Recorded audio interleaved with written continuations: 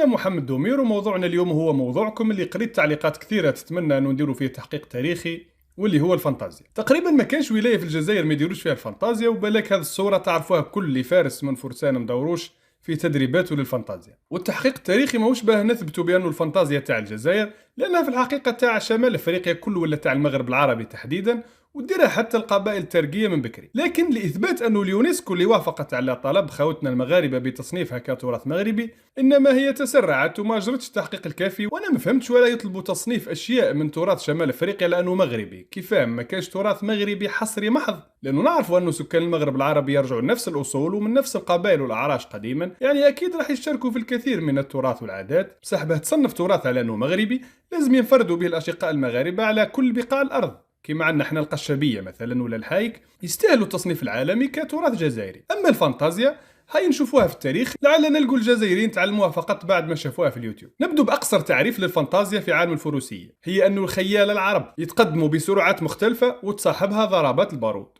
وهذه رسمة للفانتازيا لحظة إطلاقهم للنار.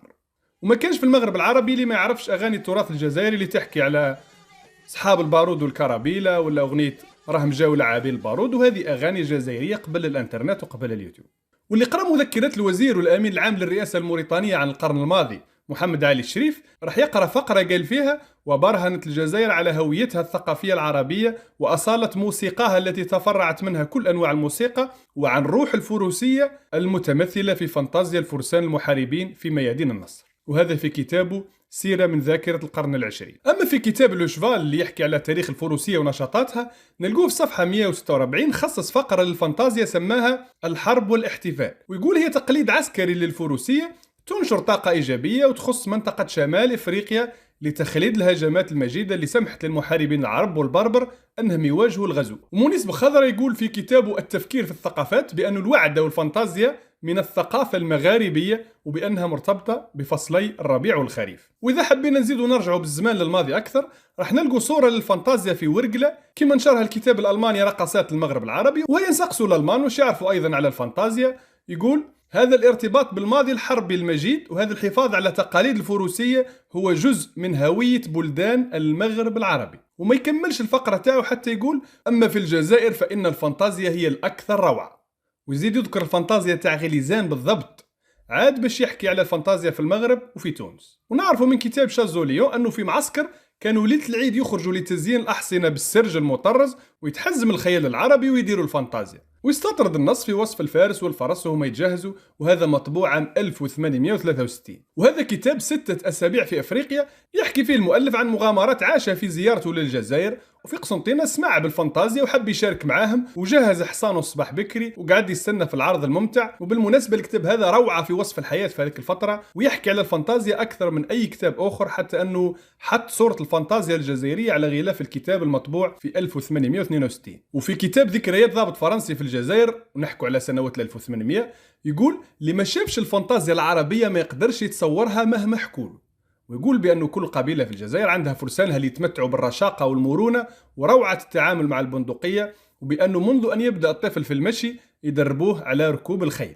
والأمير عبد القادر نعرفوا أنه كان لما يستقبل المرسولين الفرنسيين للمفاوضات كان يستعرض عليهم بالجيش والفرسان تاعو بالفانتازيا، وهذا كما جاء في كتاب لالجيريا أنتيكا اي مودرنا. وفي كتاب خيول الصحراء نلقوا المؤلف يسمي الفانتازيا بالساحرة، ويحكي عن تطاير البنادق في السماء، ويقول: ليس هناك ما هو أروع خاصة بتطاير البرنوس خلف الفارس. وهذا الكتاب بعد ما حكى على الفانتازيا الجزائرية دار فقرة على ما استفاده الأوروبيين من خبرة في التعامل مع الخيل من خلال قراءتهم لنصائح الأمير عبد القادر وتعليماته للجزائريين.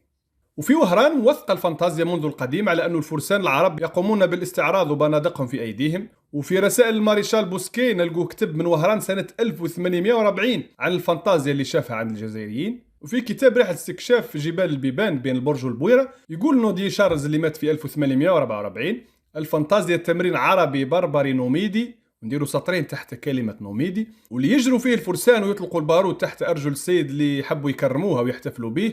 وهذه صورة رائعة للفانتازيا في الجزائر. وليس ببعيد عن تاريخ الاحتلال الفرنسي للجزائر. يعني في عام 1843 نقروا في جريدة رسمية عرضت نسختها على البرلمان الفرنسي بها يعطوهم فكرة عن الوضع في الجزائر: أما أولاد نايل فإنهم تركوا خيامهم الفاخرة في التيطري وتوجهوا إلى سهول الحلفة حيث رعي مواشيهم وهم منغمسون في اعتزازهم بأنفسهم من خلال الفانتازيا والصيد، وعندهم حوالي 3000 حصان. وفي نفس الفترة المبكرة هذه نجد موضوع من مجلة أثينايوم يتحدث عن الفانتازيا في الشلف. أما أحمد بايلح حكم بايلك الشرق قبل الاحتلال الفرنسي فقد وثق التاريخ أنه كان يدخل القصر تاعو باستقبال أصحاب البارود والفانتازيا كما ذكرته مجلة ريفيو أفريكان، وماشي أي فانتازيا بل فانتازيا رائعة. وأخيرا في المتحف البريطاني في جرد القطاع اللي ترجع للفترة ما بين 1620 ل 1670 نجد منحوتات على قطع خشبية للفانتازيا في وهران وفي قسنطينة كما هو موثق في كتاب استنساخ المطبوعات في المتحف البريطاني، وهذا زمن غابر يرجع لما قبل الدولة العلوية في المغرب. وهكذا نكون شفنا شهادات التاريخ المحايد في علاقة الجزائريين بالفانتازيا منذ الأزل، ولو أننا ما ننكروش أنها موجودة في المغرب وتونس أيضا، يعني هي إرث عربي بربري مغاربي. أما أن يسعى أحدهم لتسجيلها باسمه الخاص فهي كما العبارة اللي تقولها الوالدة ربي يحفظها: المكسي برزق الناس عريان. وإن شاء الله يكون في هذا البحث إضافة لمعلوماتكم التاريخية، والسلام عليكم.